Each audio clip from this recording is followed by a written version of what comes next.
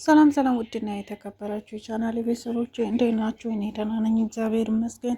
ሁሉ ሰላም፣ ሁሉ መልካም፣ እግዚአብሔር ይመስገን። እኔ ጋር ሁሉ ሰላም፣ ሁሉ መልካም ነው እያልኩ ዛሬም ብቅ ብዬላችኋለሁ። እንግዲህ ለዚህ ቤት አዲስ ከሆናችሁ ሰብስክራይብ፣ ላይክ ማድረግ እንዳትረሱ እያልኩ ዛሬ መጥቻለሁ። እንግዲህ ዛሬ የመጣሁበት ምክንያት የብሩኬና የሀይሚ የቶክቶክ ኮሜንት በጣም ነው የሚገርመው፣ በጣም ነው የሚያስቀው፣ በጣም ነው የሚያስጠላ የእውነት ስነግራችሁ ማለት ነው። ለምሳሌ ብሩክና ሀይሚ የተጋጩ ወይም ደግሞ የተጣሉ ምናምን አስመስላችሁ የምትጽፉ ልጆች እኔ በጣም ነው የገረማችሁ የምር ስነግራችሁ ማለት ነው። ሀይሚዬ ከትላንትና ጀምሮ በጣም ውብ ሆነ። አይዶን ነው ብቻ ቃል አይገልጻትም። የምር ስነግራችሁ በጣም አምሮበት እንጃ ልዩ ሆና የታየች ነይ ነይ ሎሚ የሚለው ትላንት ጨፍራለች።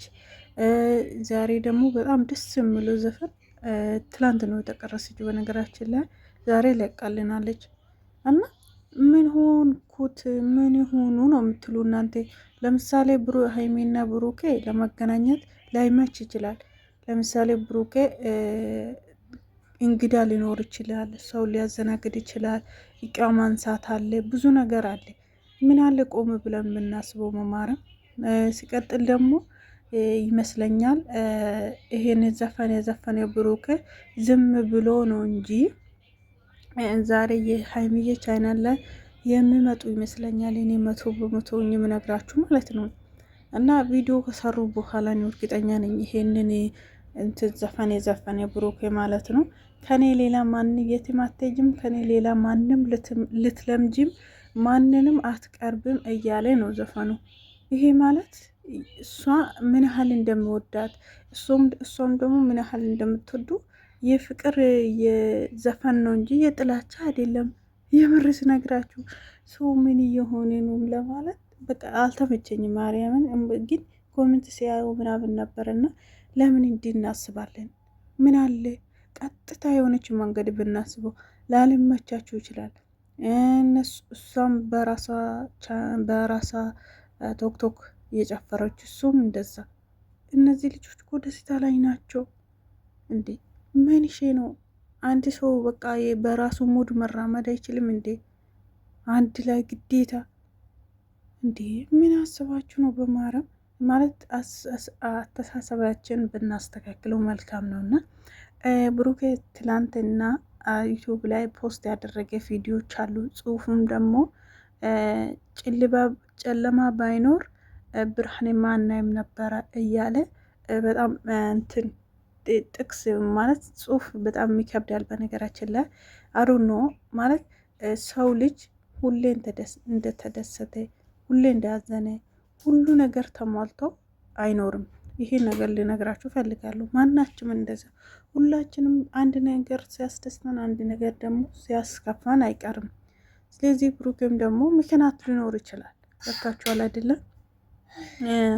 ከትላንትና ወደ ሀይሚ እንደዛ በጣም ለብሳ ምናምን እንደዛ እንዴት እንዳስደሰተችው አልታችኋል። እና ዛሬ ቢሆንስ ለካ እኔ ህይወት ስመስርቶ እንዲ ደስተኛ ሆናለሁ እንዴ ምናምን ብሎ ሰው እኮ በጣም ከደስታ ያለፈ ነገሮች ሌላ ስሜት ሊሰማ ይችላል። ስለዚህ ቆም ብለን ማሰብ ይገባናል ማለት በጣም ምዘገንነው።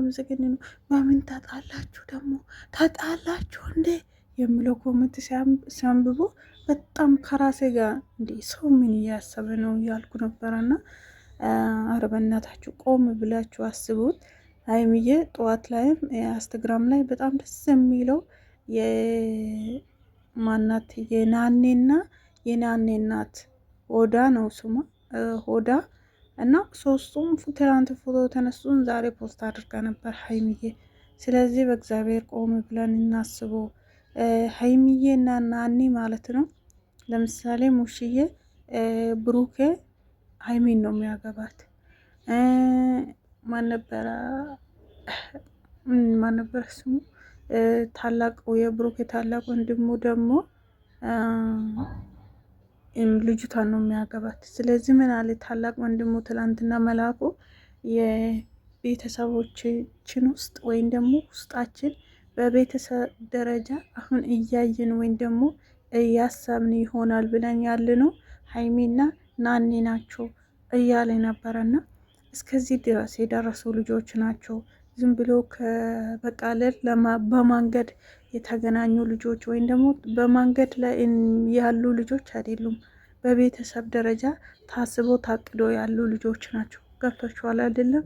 ስለዚህ ሀይሚና ብሩክ የፈለገ ነገር ብጣሉ እንኳን የሚለያዩ ሰዎች አይደለም።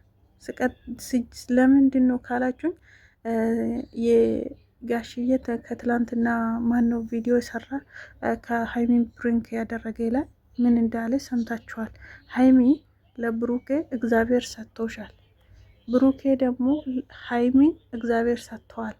እግዚአብሔር የሰጠ ነገር አንከባክቦ ያዘው ብሎ ጋሽዬ እኮ በጣም አስጠንቅቆ ነግሯል። ከዚህ በላይ አለ እንዴ? ስለዚህ ቆም ብለን እናስበው። የምንጽፈው ነገርም ደግሞ አስበን እንጽፈው። ማለት ሰው ሊያስከፋን እንችላለን፣ እንደዛ ሊሆን ይችላል ብላችሁ ማሰብ ይገባችኋል ነው ምላችሁ። ከዛ በተረፈ ግን አሁን እስቲ የሀይሚዬን ቻናል ላይ እንጠብቃችኋለን እና በጣም ነው ደስ የሚለው። እግዚአብሔር ሀገራችን ሰላም ያርግልን። የትላንትና ሰርግ ደግሞ ይቅውጥ ነው አሉ ማርያምን። ማለት እንትን ብርሃን ነው አለ አይደለ? እንትን ውስጥ ዱካን ውስጥ በጣም አይታይም ተብሏል። ለዛ ነው ብዙ ሰዎች ቪዲዮ አልለቀቁትና ትንሽዬ ቪዲዮ ማሄ ለቀ ነበር ኢንስታግራም ላይ ይሄን ካያችሁ በስተቀር እና እንደዛ ነው እላችኋለሁ። ውድ ቤተሰቦች ያለው ነገር ይሄ ነው። ወይም ደግሞ ትላንትና የተቀረጸ ቪዲዮ ዛሬ ሊለቀቅልን ይችላል። ስለዚህ ቆም ብለን እናስበው። ወዳችኋለሁ። ቪዲዮ ሲጀምሩ ላይክ፣ ሰብስክራይብ ማድረግ እንዳትረሱ። ከወልጣሪ ጋር ሁላችሁም ጋር ይሁን።